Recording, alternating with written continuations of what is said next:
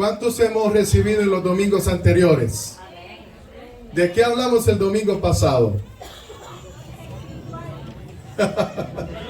La memoria ya nos falla. De los dones del Espíritu. De los dones del Espíritu. Sí, hablamos de los dones del Espíritu. Estuvimos en 1 Corintios 12, ¿verdad? Y fue un buen tiempo para reflexionar en esos dones que decía que son regalos de gracia. Regalos de gracia. Y todos tenemos un don. Yo tengo un amigo que dice que todos tenemos un don. Y algunos dicen, son la piedra que sostiene la puerta para que no se cierre. Y si ese es nuestro don, usémoslo, ¿verdad? Pero yo sé que Dios ha dado dones más preciosos que eso. Así que cada uno de nosotros utilice sus dones para la edificación del cuerpo de Cristo, ¿verdad? Y algo que reflexionaba mientras el pastor Henry nos enseñaba sobre esto es que si yo no uso mi don, afecto al cuerpo. Si usted no usa su don, afecta al cuerpo. Y cuando pensamos en los pacientes, por ejemplo, de diálisis, ¿qué pasa con los pacientes de diálisis? ¿Qué ocurre? ¿Qué no está funcionando en ellos? ¿Qué? El riñón. ¿Cuántos han orado por sus riñones alguna vez? Señor, bendice mis riñones. Que funcionen, Señor. No sé dónde están. Detrás. ¿Qué pasa si no funciona un miembro del cuerpo? 3 veces a la semana, la gente que no funciona en sus riñones tienen que ir entre 5 y 8 horas ustedes a sentarse en la máquina de diálisis. Es fuerte, ¿verdad? Es fuerte. Cuando un miembro de nuestro cuerpo no está funcionando como debe funcionar, afecta al resto del cuerpo. Entonces, hablábamos de la necesidad de que cada uno de nosotros use sus dones para edificar el cuerpo. El pastor Rico nos dio un mensaje impresionante, precioso también. ¿Sobre qué? ¿Se acuerdan? Ay, pastor Rico, esta gente anda. Démele café. No. ¿Sobre qué? Sobre el fruto. Sobre el fruto del Espíritu. Y nos retó. Nos retó. Yo salí retado.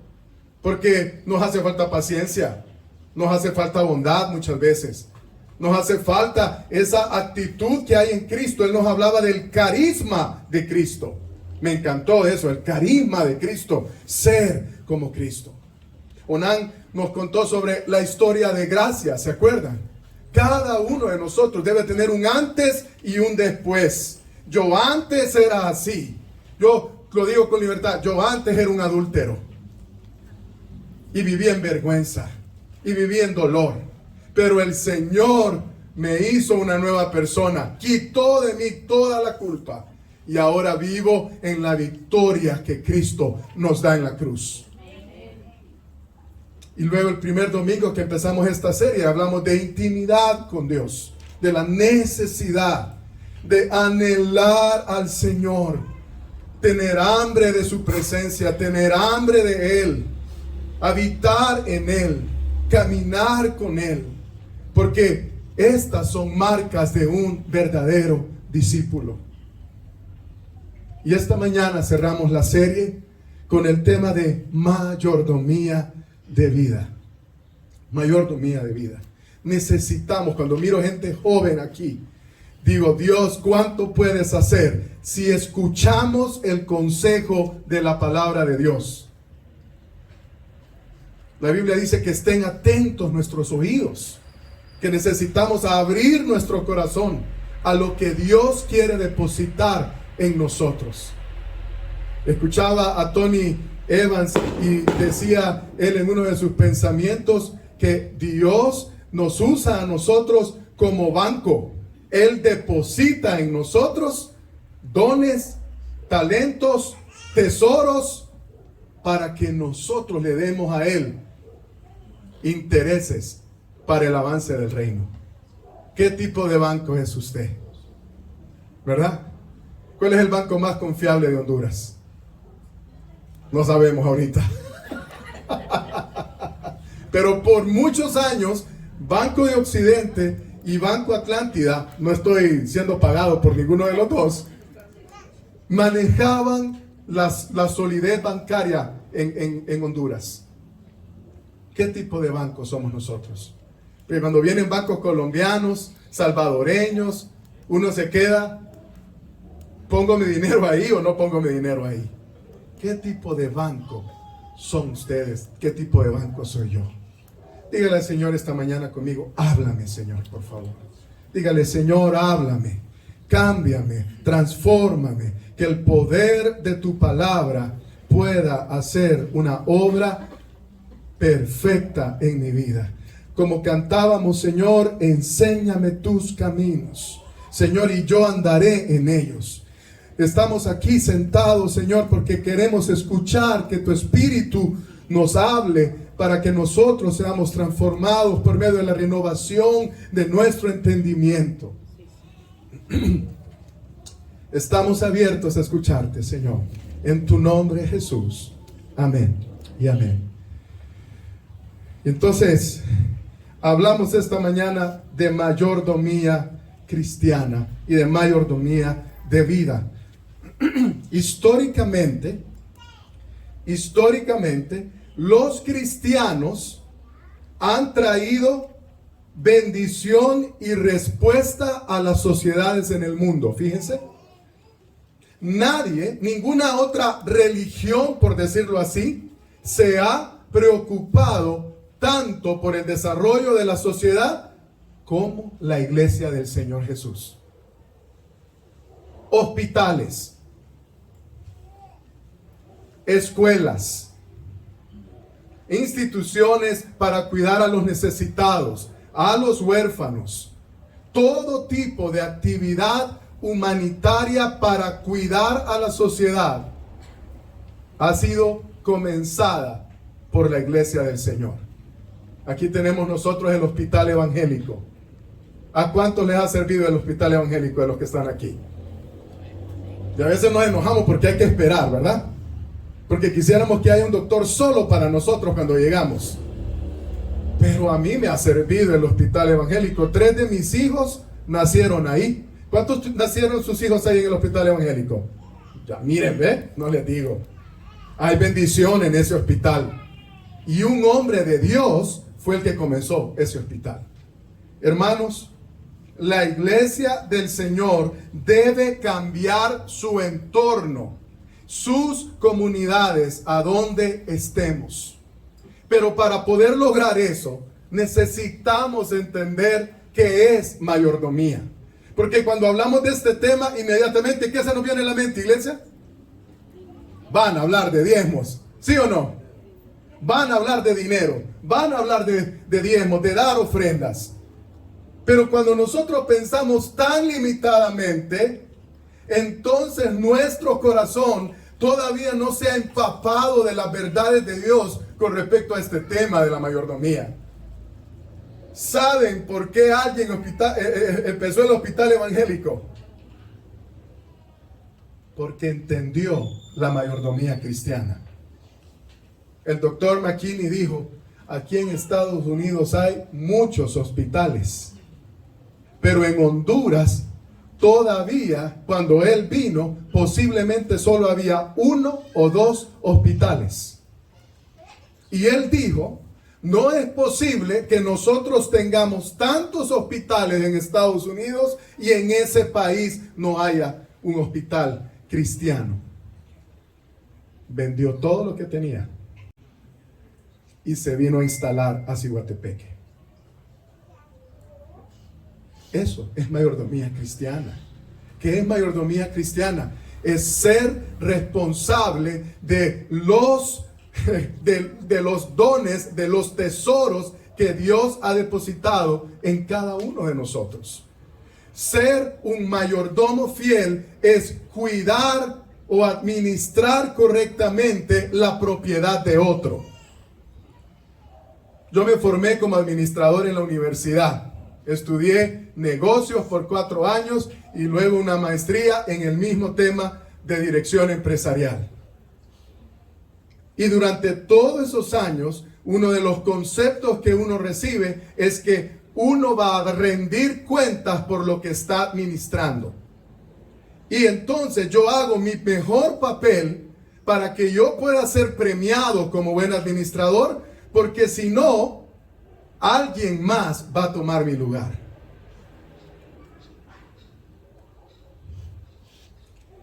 Cuando nosotros hablamos de mayordomía cristiana, estamos regresando al Génesis. Al Génesis. Nosotros no estamos hablando de dinero, no estamos hablando de diezmos, esto es mucho más allá, hermanos. Y esta mañana mi oración es que la verdad de Dios penetre tan fuerte en el corazón de ustedes que ustedes no vuelvan a ser los mismos con respecto a este tema. Le voy a pedir al equipo que hoy me ayude con la Biblia. Vamos a ir rápido, vamos a ir. Y quisiera que por favor, al siguiente diapositiva, Génesis 1, 27, 28. Vamos a leerlo al unísono, iglesia. 1, 2, 3. Y Dios creó al ser humano. A ver, sí, una vez más, todos. 1, 2, 3. Y Dios creó al ser humano a su imagen. Lo creó a imagen de Dios. Hombre y mujer los creó. Y Dios los bendijo con estas palabras: sean fructíferos y multiplíquense, llenen la tierra y sométenla, dominen a los peces del mar y a las aves del cielo y todos los animales que se arrastran por el suelo. Ese es el principio de la mayordomía. Lo que yo hago en esta tierra, lo hago porque estoy respondiendo a la orden que Dios le dio a la humanidad desde el principio. En este pasaje, Joel, nosotros vemos que Dios creó al hombre y a la mujer, los creó a su imagen y luego les dijo: vayan y administren mi tierra. No solo estamos hablando de tener un trabajo X. Estamos hablando de que yo vine a esta tierra con el propósito de reflejar la imagen de Dios en todo lo que hago. El mismo hijo del doctor McKinney en una conversación me enseñó un principio de vida que me cambió para siempre.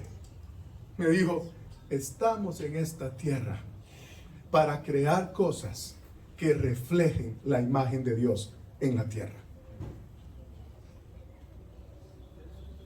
Por eso me dice, yo tengo jardines, porque quiero que cuando la gente pase enfrente de mi casa, se inspiren y digan: qué bellas esas flores, se parecen a Dios. Por eso, cuando yo hago mi trabajo, él es dentista, quiero que mis clientes se vayan tan satisfechos que puedan decir cuando se miren al espejo: realmente este es un excelente trabajo, y se pregunten por qué lo hago. Y mi respuesta es: porque Dios me puso aquí para que yo fructificara y multiplicase, para que yo pueda administrar la tierra que Dios me ha dado. Por eso las casas nuestras tienen que estar en orden. Por eso nuestras casas no pueden estar llenas de basura alrededor. Parte de la cultura hondureña con la que luchamos es la basura, ¿verdad? Nosotros aquí en esta cuadra, por los árboles generan un viento toda la basura de Ciguatepec que pareciera que viene a dar aquí ustedes. Y no es mi basura, porque mi basura está en las bolsas. Cuando nosotros vamos a las comunidades con Serve Hope y miramos alrededor, miramos dos tipos de familias. Aquellos que son limpios y manejan sus casas, aunque sus pisos sean de tierra, los barren. ¿Han visto familias así ustedes? Barren sus pisos de tierra. Cuando yo veo eso, digo, esta persona estima su familia, estima su entorno. Pero también está la otra realidad. ¿Cuántas familias llenas de basura alrededor? ¿Qué está pasando en esa mente? El tema de la mayordomía de vida no está ahí. Porque mi abuela me enseñó, seremos pobres, pero limpios. Seremos pobres, decía mi abuela, pero limpios. Hermanos, cuando hablamos de mayordomía, ¿estamos trayendo la gloria de Dios en lo que somos y hacemos? Esa es la verdadera pregunta. A mí me emociona. O sea, si el Señor lo creó a su imagen y a su semejanza, a usted y a mí, significa que me dio todas las capacidades que yo necesito para poder explotar toda la obra de Dios en esta tierra. Es decir, si usted es médico, tiene que ser el mejor médico.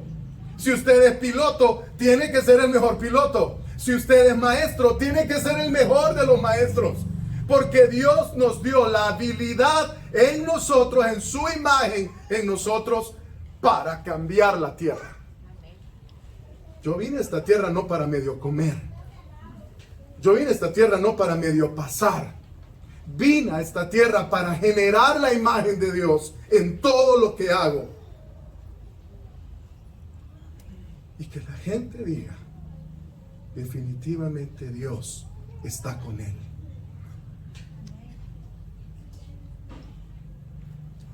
Lo triste es que la gran mayoría no aprovechamos la imagen de Dios en nosotros. No queremos estudiar, no queremos trabajar duro, no queremos pensar, y por eso tenemos el país que tenemos. Pero nosotros, como la iglesia del Señor, somos llamados a traer los cambios a esta tierra. Ustedes, no va a venir un presidente, no va a venir una Sisi, no va a venir nadie de afuera. Es gente de Honduras la que va a cambiar esta nación, entendiendo la mayordomía cristiana. Fuimos puestos en esta tierra para traer la gloria de Dios.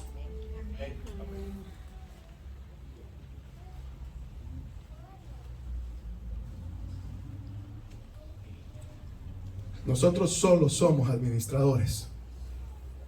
Primera de Pedro 4:10 es uno de los versículos lema de nuestra vida y de nuestro ministerio. Dice, como buenos administradores de las diferentes dones, regalos de Dios, nosotros necesitamos ministrarlo a los demás. Nosotros hemos recibido dones, hemos recibido talentos. Cada uno, de acuerdo al don que ha recibido, ministralo a los demás como buenos administradores de la multiforme gracia de Dios. De eso se trata la vida de un cristiano. ¿Por qué hay mucho cristiano deprimido? Porque se está contemplando a sí mismo en lugar de cumplir el propósito de Dios. Está pensando demasiado en lo que no tiene, en lugar de ver lo que Dios le ha dado para poder cumplir su propósito.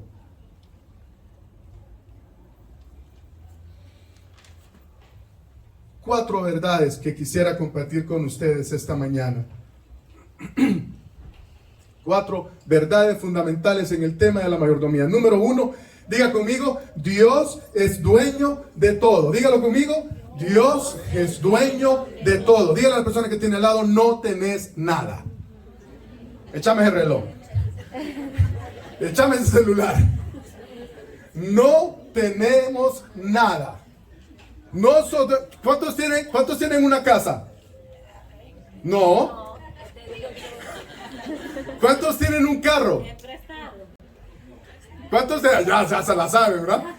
¿Cuántos tienen un desodorante en la casa? Amén, dicen. Pónganselo pues.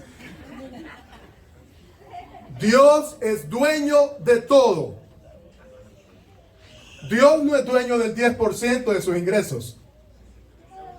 Dios es dueño de todo, iglesia, de todo. Primera de Corintios 10:26, y le voy a pedir a alguien que me busque Primera de Crónicas 29:11 y 12. También, A ver, el pastor rico que tiene voz de pastor. Y vamos a pedirle a Jorge, que está verseando los anteojos, 1 Corintios 10:26. ¿Cuántos quieren aprender la palabra de Dios? ¿Verdad? De todas maneras, hay algunos que no van a ir el 24 y el 30, así que mejor aquí aprovechen. Ya sé, bandidos, que algunos no van a venir. Ok, ¿lo tienen ya? 1 Corintios 10:26. Claramente dice: porque del Señor es la tierra y su plenitud. ¿De quién es? El Señor es el dueño de toda la tierra y su plenitud, del mundo y de lo que en él habita. Es una referencia a ese salmo. O sea, es decir, Dios es el dueño de todo. Y esta lectura en 1 Crónicas 29, 11, 12 también lo explica muy bien. ¿Lo puede leer, pastor? Sí. Dice: tuya es, oh Jehová, la magnificencia y el poder, la gloria, la victoria y el honor, porque todas las cosas que están en los cielos y en la tierra son tuyas. Tuya, oh Jehová, es el reino, y tú eres excelso sobre todos. Las riquezas y la gloria proceden de ti, y tú dominas sobre todo. En tu mano está la fuerza y el poder, y en tu mano el hacer grande y el dar poder a todos. Está claro, ¿verdad? Dios es el dueño de todo. Y Él es el que nos da el poder y la autoridad para hacer riquezas. Dios es el único que tiene la autoridad de hacer que nosotros prosperemos. Él es el dueño de todo. La segunda verdad está relacionada con esto. Nosotros solo somos administradores. Solo somos administradores. 1 Corintios 4:2. ¿Qué dice 1 Corintios 4:2? Si alguien lo tiene ahí. Ahora bien, Le se ganaste. requiere de los administradores que cada uno sea hallado fiel. Se requiere de los administradores que cada uno sea hallado fiel. Hermanos, qué triste confundir el ser el administrador de algo con ser el dueño de algo. Es triste. Óigame, qué feo ir a un lugar y que el empleado se crea el dueño del lugar. ¿Les ha pasado eso? Que el tipo es arrogante, el tipo se comporta así como bien raro, se pavonea de repente por el hotel, ¿verdad? Y cuando uno le pide un favor, él se pone un poco así como difícil porque se ha confundido de rol. Él no es el dueño del hotel. Él solamente es un administrador del hotel. El dueño del hotel está esperando que él sea fiel y que atienda a los clientes como debe de atenderlos para que le pueda generar ganancias. Es decir, cuando nosotros nos confundimos y pensamos que somos los dueños, empezamos a cometer errores. ¿Empezamos a qué? Díganme ustedes cuáles son algunos de los errores que cometemos cuando nos creemos dueños siendo nosotros administradores. ¿Qué pasa? Nos aprovechamos. Nos aprovechamos. Empezamos a abusar de las cosas que están ahí. Empezamos a decir, hombre, si la verdad que esto está a mi cargo, y como está a mi cargo, pues yo hago lo que yo quiero con esto. ¿Qué más pasa cuando nosotros nos confundimos de rol? Nos volvemos tacaños y mezquinos, ¿verdad? Nos creemos los dueños de la cosa y cuando alguien nos pide un favor, no, disculpe, no puedo. Y por eso la gente dice, déjenme hablar con el dueño. Porque él, en lugar de facilitar que la cosa se mueva, estorba. ¿Qué otra cosa ocurre cuando nosotros nos confundimos? Cuando no somos los administradores. Somos soberbios, orgullosos. Nos volvemos orgullosos y soberbios. Yo he visto mucho empleado soberbio. Se viste mejor que el dueño. Andan más catrines, diría mi mamá, que el dueño.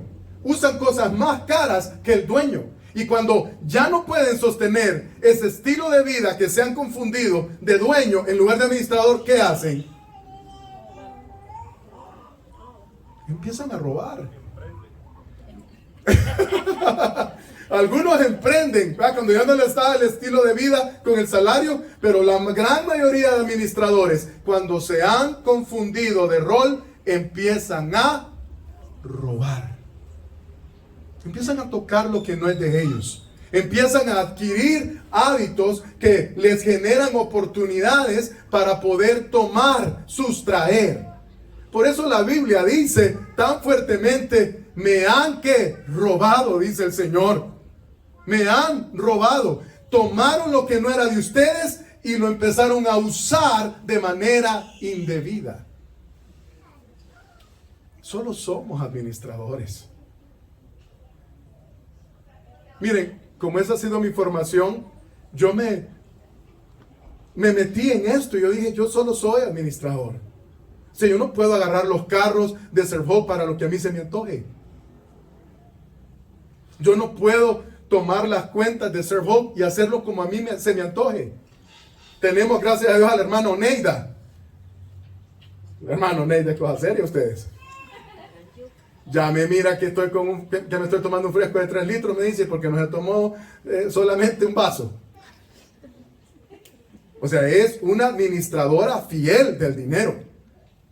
Son hermanos con Onan, y cuando Onan trae alguna factura, básicamente le dice, ajá, ¿y esto cómo está? Y Onan tiene que decirle, bueno, es que mire, es que yo me paré con los hermanos a comer un café y no había, íbamos para Panes y no había ya facturación CAI. Ah, no, pero entonces páguelo usted, le dice. Porque esta factura cualquiera la puede hacer. Solo somos, ¿qué?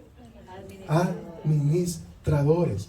Y es necesario que el administrador sea hallado fiel. Nos da orgullo, nos confundimos de prioridades, entra la corrupción, nos enseñoreamos de lo que no es de nosotros. Dios no quiere eso para su iglesia. La tercera verdad: vamos a rendir cuentas.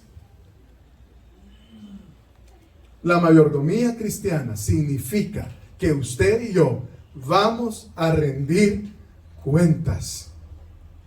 Dios nos va a pedir cuentas de lo que puso en nuestras manos. Y le va a preguntar a usted y a mí, ¿cómo usaste la casa que te permití tener para mi reino? ¿Abriste algún grupo de vida ahí? ¿Atendías a las viudas y a los huérfanos en tu casa? ¿O era bien delicado que nadie te podía tocar el timbre? ¿Qué hiciste con todos los salarios que te di?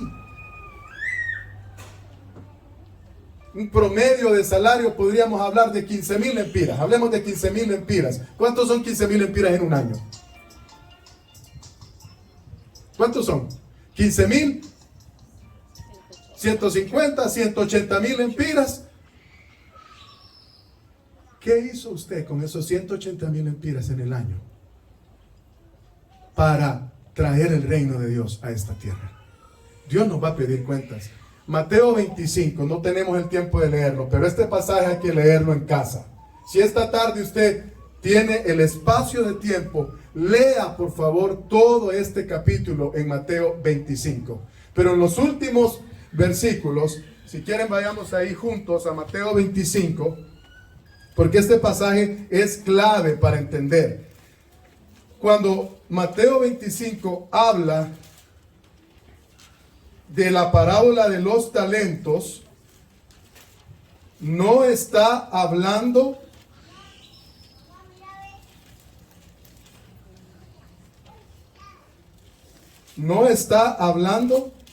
estamos ahí, ¿verdad? No estamos hablando de solo dinero, perdón, solo de dones, está de dinero. Y menciona, estoy ahí en ese pasaje, ¿lo encontraron ustedes? 25, ¿sí? 14. ¿Estamos bien? Sí. Ok. Y dice que a uno le dio un don, a otro le dio 2, y al tercero le dio 5. Y a cada uno le dio de acuerdo a qué? A su capacidad, a su habilidad.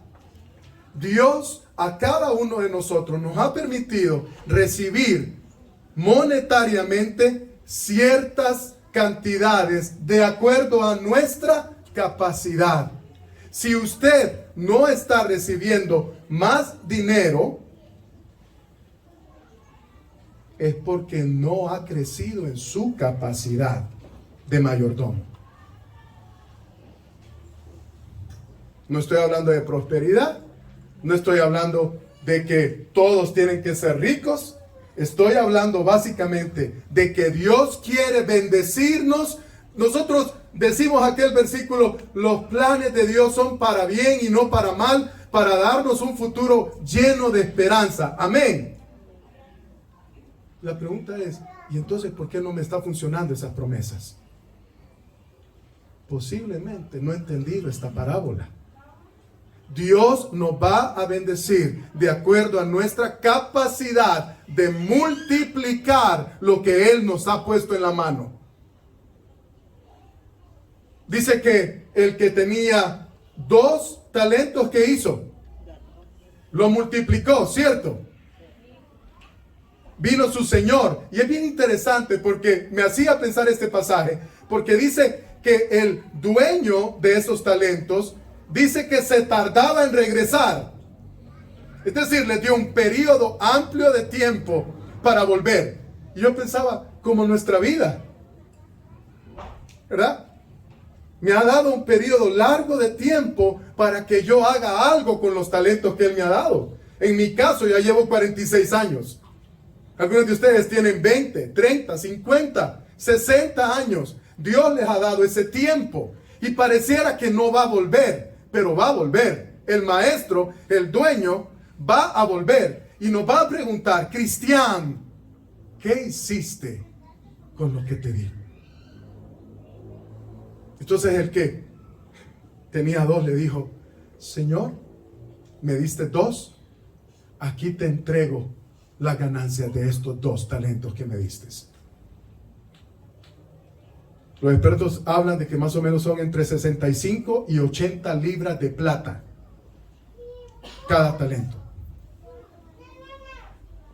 Es decir, un talento en ese momento es equivalente al salario de toda una vida laboral de alguien.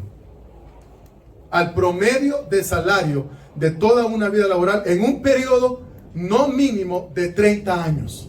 Es decir, lo que este hombre le entregó a cada uno de estos siervos era el equivalente, en este caso, a 2 vidas de salarios. Al que le dio 5, le entregó 5 vidas de salario. Cuando uno mira a los deportistas y mira que ganan 24 millones de dólares al año, ¿cuántas vidas de esas son de nosotros, hermano? Yo un día me puse a hacer cuentas, ¿cuántas vidas? Eran como 2.500 vidas mías. Me enfermó hacer eso. Me puse a correr, dije, tal vez me hago atleta a esta edad, pero ya está un poco tarde. Vamos a ver si alguno de los hipotes míos quiere entrar en eso. Es decir, al que le dio 2, le dijo, aquí está, aquí te lo entrego, tengo 2 más para ti. ¿Y qué le dijo el Señor? Está bien. Dice en El Salvador, chivo. Reconociendo a nuestra congregación internacional. Al que le entregó 5, ¿qué dijo? Los multipliqué. Aquí te entrego tus ganancias. Y le dijo, excelente. Pero luego vino el que le había entregado la cantidad de dinero equivalente al salario de toda una vida. Y el tipo le dice, yo pensé que ya no ibas a regresar. No se alegró cuando vio a su Señor. Los demás estaban alegres. Los otros 2 estaban alegres cuando vieron al Señor. Estaban listos para recibir a su Señor. Estaban ansiosos porque sabían que algo bueno iba a pasar con ellos. Pero el que había recibido un talento, la Biblia dice que se sorprende de la llegada. Es decir, ya pensaba que ese talento era de él, se lo estaba, ¿qué? bolseando. Solo estaba bolseando. Y le dice, Señor, no te esperaba, como te has tardado tanto, como ha pasado tanto tiempo. Yo tenía miedo y guardé el talento debajo de la cama o debajo de la almohada. Así que aquí te lo entrego. Yo me imagino que estaba ajustadías, ¿verdad? Estaba ahí, ¿cómo hago para ajustar el talento? Voy a bolsearlo, voy a ver qué vendo. ¿Verdad? Como un compañero mío que les he contado que todavía nos debe el dinero de una rifa del colegio. Y cada vez que, porque el tipo desapareció con el dinero, el 28 de noviembre del 1990, el tipo desapareció, ya no lo volvimos a ver. Y todavía cuando nos encontramos en las reuniones de exalumnos, los compañeros le dicen, oye, ¿cuándo me vas a devolver el dinero? Yo tenía como 200 pesos ahorrados. ¿Se imaginan? 200 pesos en ese tiempo. Y el tipo siempre se pone a sudar y dice, no, es que ese dinero se usó en otra actividad, dice.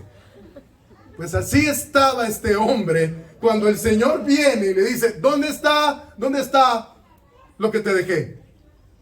Y él le dice, es que tú siembras, o como recoges donde no siembras. Y no sé, como me puse nervioso y mejor dije, mejor guardo esto para mí o para que que no haya problema, pues. El Señor le dice, ¿cómo? ¿Cómo? Así como cuando la gente manda dinero de los estados a un pariente aquí, ¿verdad? Y el pariente se supone que está ahorrando para que hagan la casa, se supone que está ahorrando para que le dé dinero a la mamá, se supone que está haciendo las inversiones, que aquel hombre se está matando allá limpiando todo tipo de cosas para poder mandar ese dinerito. Y aquí hay alguien dándose la gran vida. El Señor le dice, ¿cómo? ¿Qué hiciste? ¿Qué? Imagínense ese señor. ¿Usted no cree que le está hablando así como, contame, ¿qué pasó pues? ¿Y qué hiciste con el dinero que te envías por Western Union? Contame, ¿qué te pasó? ¿Usted cree que le estaba hablando así el Señor?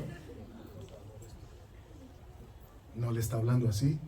Y miren, iglesia, no nos va a hablar hacia nosotros.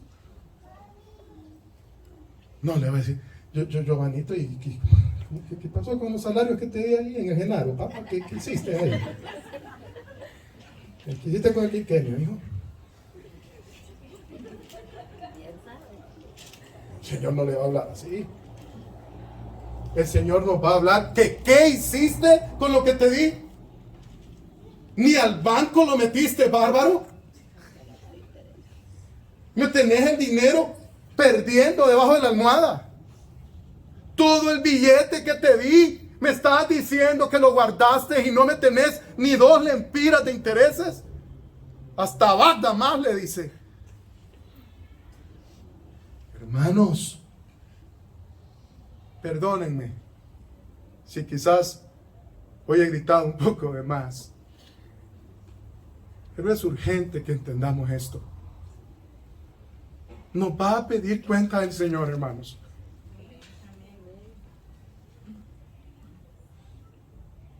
Nos va a pedir cuenta qué hicimos con nuestro dinero. ¿Qué hicimos con nuestros talentos? Yo sabía que podía servir con los niños, Señor, pero es que me dan miedo los hipotes de 3 años, Señor. Yo sabía que tenía que ir a la montaña a predicar tu palabra, o tenía que ir al vecino y predicar tu palabra, pero es que me daba miedo, Señor. ¿Qué hiciste?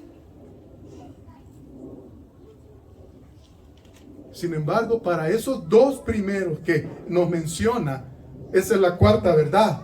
La cuarta verdad es que van a ser premiados por su fidelidad.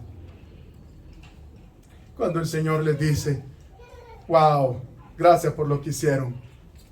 Ahora es tiempo de disfrutar. Ahora es tiempo de que la pasemos bien. Que ustedes disfruten de mi generosidad.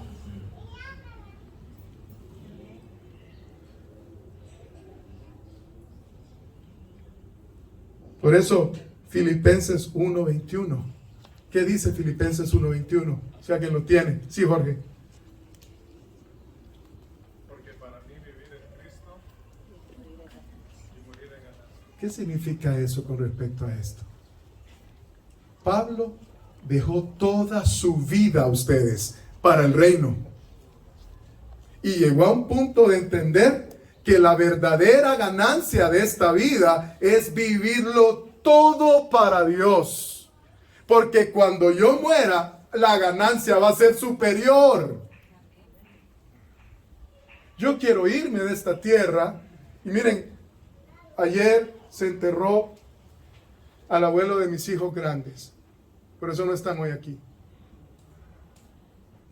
92 años. 70 años de ministerio. Fundó el Instituto Evangélico Virginia Sapp. Fundó la Escuela Evangélica de Santidad en Juticalpa. Fundó World Relief o Auxilio Mundial Honduras.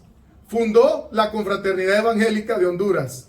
Fundó las Sociedades Bíblicas de Honduras, de Nicaragua y del Salvador. Él fue el que creó el Día de la Biblia en el Congreso Nacional. Digo yo, eso es vivir. Eso es vivir. Hizo cosas extraordinarias en su vida. Ya ahorita ya goza con el Señor. Ya ahorita ya está con el Señor. Y el Señor le dice, aquí están, papá, los premios que tenés, las ganancias que tenés de todo lo que hiciste. Hermanos, hermanas, nuestras vidas tienen que ser significativas en esta tierra. No podemos pasar solo por pasar. No podemos venir a esta tierra solo por venir. Adentro de esta iglesia hay soluciones para este país.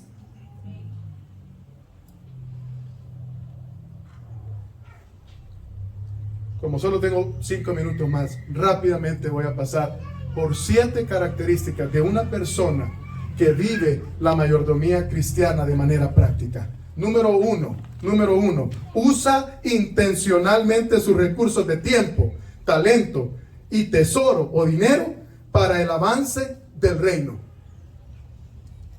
Cuando va a gastar, piensa primero, ¿cómo puedo hacer para que esto que yo tengo genere impacto de reino? No toma decisiones locas, pues. Piensa intencionalmente cómo usar sus recursos. Proverbios 3:10. ¿Qué dice Proverbios 3:10? ¿Quién lo tiene? Rápidamente. Y serán llenos tus graneros con abundancia, y tus lagares rebosarán de gozo. Una persona que piensa así, Dios lo prospera. Dios le da. Dios le dice, claro que sí, Manuel. Si vos sos fiel, ¿cómo no te voy a pasar? Si vos sos una bendición y un canal para otros. Número 2. Toma decisiones financieras pensando en el futuro y no solo en el hoy. Un buen mayordomo no se va a ir a comprar un carro del año cuando no puede comprarlo. No se va a ir a buscar una casa que no puede pagar. No se va a comprar ropa que no se puede pagar. Lucas 14, 28, 32 no lo vamos a leer, pero habla de que nadie se pone a construir algo si no sabe cuál es el presupuesto para terminarlo.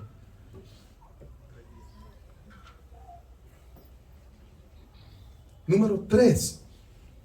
¿Cómo vive una persona que ha entendido la mayordomía cristiana? Ve el trabajo como una forma de adoración a Dios y cumplir sus propósitos. No se queja los lunes porque tiene que ir a trabajar. Dice, gracias Padre porque tengo trabajo el lunes. Gracias Señor. Me gozo. Y ahí ustedes pueden ver en Génesis 1, 27 y 28 y Colosenses 3, 23 que nos dice que todo lo que nosotros hagamos, lo hagamos como para el Señor y no para los hombres. Una persona que es un buen mayordomo, cuida su trabajo, cuida su ingreso, se esfuerza, sabe que Dios le ha prosperado a través de un trabajo y lo va a cuidar. Número 4, una persona que ha entendido la mayordomía cristiana decide no endeudarse y más bien hace inversiones. Romanos 13, 7 a 8 dice que no le debamos nada a nadie, sino el honor, el amar a otros. La Biblia claramente habla de la deuda como una maldición para nosotros. No nos podemos endeudar, iglesia. Tome la decisión de no endeudarse para que tenga margen para cumplir el propósito de Dios en esta tierra. Pero además nos enseña en Proverbios 21:5 acerca de invertir bien. De invertir bien. No sé si alguien lo tiene, por favor. Es un buen pasaje para recordarlo hoy. Proverbios 21:5. Los pensamientos del dirigente ciertamente tienden a la abundancia, mas todo el que se apresura locadamente, de cierto va a la pobreza. El dirigente cuando piensa en cómo voy a hacer que esto crezca en abundancia, en ser fructífero. Número 5, la otra característica de alguien que está entendiendo la mayordomía cristiana es algo con lo que yo estoy luchando y muchos de nosotros luchamos, y es cuidando nuestro cuerpo, porque somos templo del Espíritu Santo. Y cuando estamos enfermos, ya no le servimos mucho al Señor, porque tenemos que estar en una cama cuando podríamos estar haciendo su obra. La siguiente característica, esto a mí me ha retado. Esto lo vimos en el estudio de conceptos financieros que se va a abrir el próximo año, por cierto, otra vez. El hombre y la mujer que saben sobre mayordomía bíblica y la viven, van a dejar un legado para sus hijos y aún para sus nietos. Dice que el hombre sabio deja herencia para los hijos de sus hijos. ¿Qué le vamos a dejar nosotros a nuestra familia? ¿Qué le vamos a dejar a nuestros nietos? ¿Una propiedad? ¿Una oportunidad de empezar un negocio? Y por último, un hombre y una mujer que entienden la mayordomía cristiana administran con claridad e inteligencia sus relaciones familiares e interpersonales. No podemos ser buenos mayordomos si no somos buenos mayordomos de lo más importante que Dios ha puesto: nuestra familia y las personas a nuestro alrededor. Romanos 12:18, Hebreos 12:14 y Filipenses 2:3 son lecturas necesarias para poder entender esto.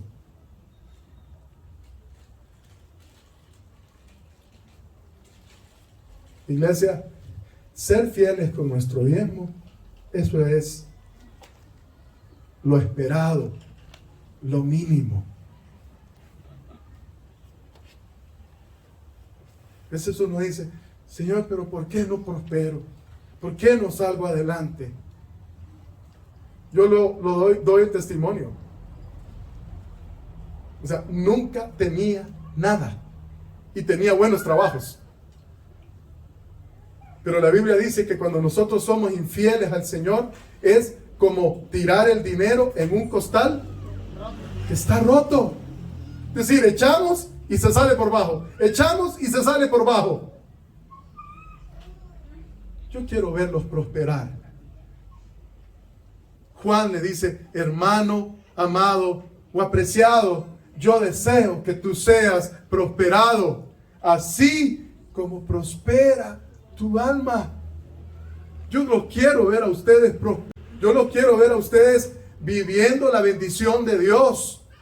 No para que gasten más, no para que se endeuden más, no para que alucinen, pero para que cumplan el propósito de Dios con los recursos que Él les ha dado. Una iglesia sana está hecha de personas sanas en su mayordomía cristiana. Quizá usted dice: pero yo ni trabajo tengo. Yo no tengo ingresos. Bueno, Dios puede abrir una puerta para usted. Pero sea fiel. Sea fiel. Un pastor hace muchos años nos decía, si es que si no son fieles en lo poco, no van a ser fieles en lo mucho, decía él. Lo dice la palabra, pero él lo decía con una convicción. Decía, si ustedes no dan el diezmo de 500 lempiras, no van a dar el diezmo de 20,000 lempiras. No lo van a dar. Enseñemos a nuestros hijos ahora mismo a ser fieles en esto. Enseñémosle a nuestros hijos a que puedan ver la bendición de Dios, porque dice, pruébenme ahora en esto, dice el Señor. Es una promesa, está ahí. Sí, aunque en el Nuevo Testamento nosotros no vemos evidencia de este diezmo como lo vemos en el Antiguo Testamento, es el mismo Dios y los mismos principios. Y yo sé que aquí hay personas que han visto la mano de Dios por ser fieles en lo poco. Yo sé que aquí hay personas que han visto la provisión sobrenatural, porque esto es lo que nos estamos perdiendo. Provisión sobrenatural de Dios. Es que una cosa es que yo trabajo y me consigo algunas cosas con mi sueldo, y otra muy diferente es que Dios me da sobrenaturalmente porque soy fiel en lo poco. Hay experiencias y hay regalos que Dios nos ha dado a nosotros como familia que no me los pude conseguir yo naturalmente, en la mano de Dios. En la mano de Dios. Por eso vamos a orar hoy. Si usted ha estado batallando en esta área de sus finanzas y de mayordomía, hoy es el día para ser libre. Hoy es el día para ser libre, porque hemos escuchado la verdad. Y la verdad nos hace libres. Si usted no ha sido fiel, y miren, voy a ser muy claro. 17 hoy, de diciembre, ¿va? No ando detrás de los aguinaldos de ustedes hoy. Por cierto. Es más, muchos de nosotros ni aguinaldo tenemos. O sea, no estoy hablando de esto hoy. No fue que los pastores dijeron, ¿para cuándo hablamos de este tema? No, hombre, cuando hayan dado los aguiluchos. Cuando hayan dado los aguiluchos hablemos de esto. No, hermano, no es así. Que Dios nos enseñe a dar de tal manera que ya no nos duela. Porque a veces nos duele. Que nos enseñe a dar de tal manera que ya no nos duela. Y por eso voy a pedirle yo sé que anda un poco ronco nuestro hermano, pero ellos cantaron esta canción de Pon tu mirada. ¿Saben que cuando uno ha puesto la mirada en Él, todo lo demás pierde el valor que nosotros le hemos dado? Cuando mi mirada está en Él, entonces yo soy fiel, porque lo que Dios me ha dado no es mío, es de Él. Yo solo soy un administrador. Tengo que rendir cuentas. Todo es de Él.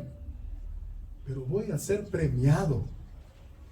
Mi corona me va a estar esperando cuando el Señor me diga, buen siervo y fiel, en lo poco fuiste fiel, sobre mucho te pondré, entra en el gozo de tu Señor. ¿Cuántos quieren escuchar esas palabras algún día? Porque a nosotros les va a decir el Señor, yo ni los conozco, pero yo quiero que el Señor, a todos los que estamos aquí, y a nuestras familias, a nuestros vecinos, nos pueda decir, ven, entra en el gozo. Mientras cantamos esta canción, ahí usted ore, dígale, Señor, hazme libre de esto, por favor. Por favor, quítame esta actitud de que las cosas son mías. Quítame esto, Señor. Póngase de pie. Y ahí donde usted está, ore. Y si usted ya practica la mayordomía cristiana, no se crea más que los demás. Dígale, Señor, eres por ti que lo puedo hacer. Es por ti que me das la habilidad de poder ser fiel